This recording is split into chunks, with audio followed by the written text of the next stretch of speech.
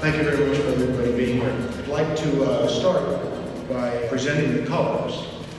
So if Valley Forge Military could please present the colors.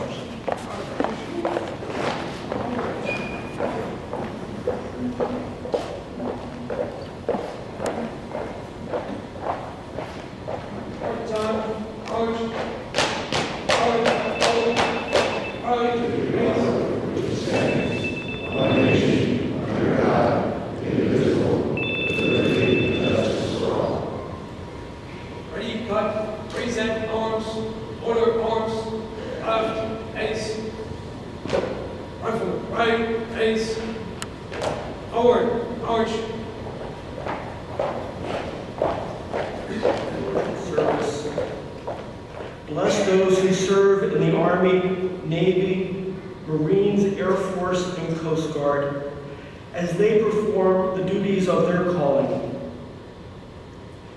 We give you thanks today for all veterans who throughout our nation's history offered themselves in service to our nation. Although saying thank you to our nation's veterans of all conflicts is something we need to do every day, at least stop and think about how lucky we are, how fortunate and blessed we are to live in such a great country, and that greatness and those liberties didn't come at a low price, it came at a very high price. From the Gospel of Luke, that saying that to whom much is given, much is required, and I don't think anybody understands that more than the veteran. General Washington once said that if you desire peace and freedom, you must at all times be prepared to defend it.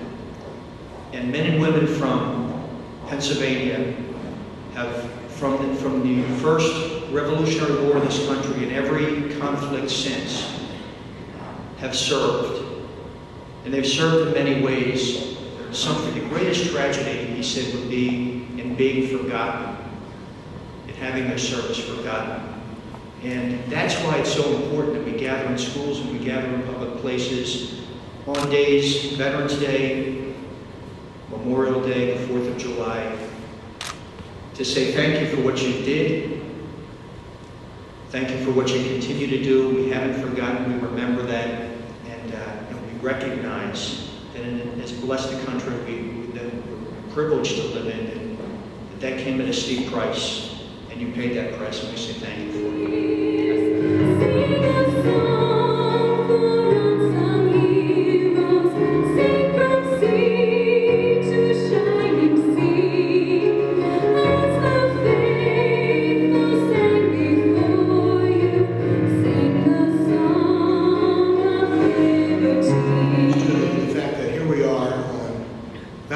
Celebrate again September 11th. It's September 11th, the 11th hour, the 11th minute in the year 1917 was when the armistice was signed to end the war to end all wars. Today we know that as World War I. It didn't really end war and all wars. But we remember our veterans on September 11th now every year as a recognition of the armistice ending the First World War. And when we were at Valley Forge, one of my roommates was, his father was the the adjutant commandant of the Marine Corps. So we had some access to the commandant, who then was General Green, and he would visit the campus, and he spent a couple of evenings with us talking in barracks after hours. It was really a privilege to listen to this man.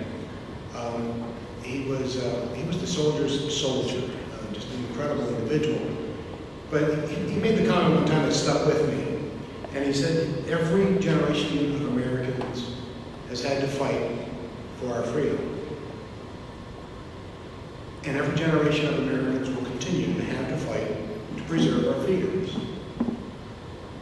And then he said, if we stop fighting to preserve our freedoms, we will have lost our freedoms. So, many of us here today, by the way, are of draft age. We served, Uncle Sam said, will you come, and we went. There are many of you here today, though, who volunteered to continue the tradition of serving the nation. We need people to continue to understand the importance of preserving our freedoms. And we need to continue to see young men and young women volunteering and choosing to serve for our nation. Those of us at home doing other duties, we truly, truly appreciate your sacrifice and your service. So to all of you here this morning, I want to say thank you very much for your service. Thank you. Someone too. I'm welcome. I really mean it from the bottom of my heart. You know, it's a wonderful country, and it wouldn't be America without the efforts of so many. This day is about you. Many of you here, you answered the call to arms, wartime and peacetime. And life as we know it here in the United States is because of the sacrifice that you made. One that many of us will never understand, personal sacrifices that you made to serve our country.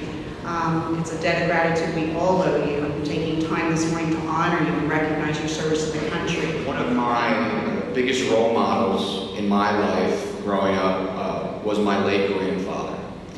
His name was John Kokinda. He was from Levittown, Pennsylvania. He was a veteran in World War II, fought in the Battle of the Bulge. And during the Battle of the Bulge, his Humvee was shot at with a bazooka. Obviously, the Humvee flipped over. My grandfather was on the ground left for dead. The Germans later came and captured him, and he became a prisoner of war for quite a long time. Eventually, he was rescued and was in an army hospital for a year. He had 7 bullet wounds in his back. He was my role model. He's the person that taught me everything I needed to know about service and patriotism and about what this country is about. Unfortunately, we lost him in 2004. He lived till about 88 years old. But I learned so many lessons from my grandfather. And one of the biggest lessons that I learned from him was that truly was, as Congressman Fitzpatrick said, the greatest generation. Guys like me would not have an opportunity to be here today without the service all of you have provided for this great country. And I can't tell you from the bottom of my heart how thankful I am for all of your service, for everything you've done for this country. And it is a special place. And we educate students today. We focus on 5 cornerstones: academic excellence, physical development, personal motivation, character development, and leadership. It is such a pleasure to be in a place today where we are educating young men and women in these 5 cornerstones, because we are teaching our cadets perseverance, courage, and they will go on to lives of service. Many of them will go on to service in the military, and many will find other avenues of service. But they are learning that a life well lived is a life given to others, not just self-serving. Education reform is so necessary, and yet there is this little gem in the middle of Wayne, Pennsylvania, where we are training young men and women to serve much the way that all of you did.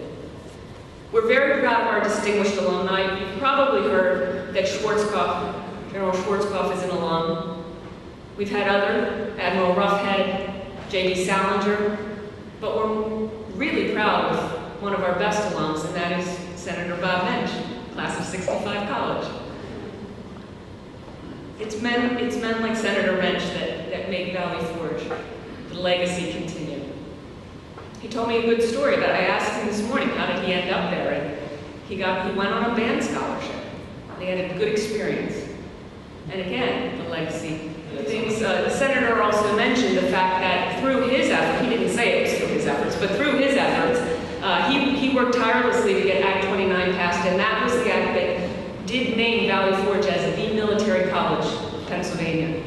And so what does that mean? This opens up a huge opportunity for us to do some new initiatives specifically targeted at veterans. We will have a day school program so that prior service veterans can use their GI benefits and they can come, and they can come as a commuter student. And this program is building up momentum. We're very excited that we will have a lot of prior service vets on campus. So even though you're done serving officially, I know that you all are continuing to serve in some capacity. And because of the way that you were trained and the way that you carry yourself, people around you are better for that. I know it probably sounds weird, but I walk taller since I took the job at Valley Forge because I'm inspired. And I look at the service that the men and women have given to the country that are now serving at Valley Forge, and it makes you want to work harder. It makes you want to get up earlier in the morning. We've got teenage young men over here who got up at 0500 on a Saturday morning because they wanted to be here to serve and to honor you. It's a privilege to be serving with people like this, to be working alongside people like this. And so I'm grateful to Valley Forge for the opportunity to be shaping young men and women, to be shaping lives, so that we will continue the legacy of producing young men and women of character, people who understand perseverance, courage, and a life of service. I have the high honors to explain about a trip that I went on last Saturday down to Washington, D.C. with World War II veterans. To be part of these veterans, it seemed to be the World War II monument that was past overdue for these men and women who served in our armed forces.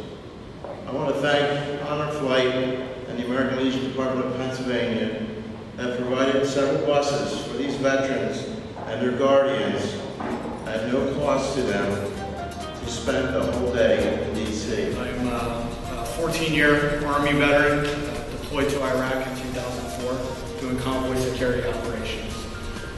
Upon my return, like many of you in this room can attest to, there's a challenging transitional period, no matter what you're experiencing in combat and country. For the last few years, I've tried to mentor some individual soldiers that I've served with in the Army National Guard. Some with success, some without. But I'm proud to say I'm now part of a local veteran network that acquired the post office building here across the street in Pennsburg, and we've just finished the first renovations for the first 2 units. When the building is totally operational, we'll actually be able to house 17 veterans.